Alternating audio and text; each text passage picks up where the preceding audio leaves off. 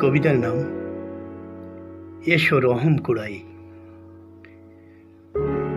রহমতের রাতে আমি ভেসে যাই রাতের মাঝখানে, অবলা আধার আমার চারিধারে পাহারা দেয়। আমি রহমত কুড়াই, শীতল হই অন্যরকম প্রশান্তির ছোঁয়ায়।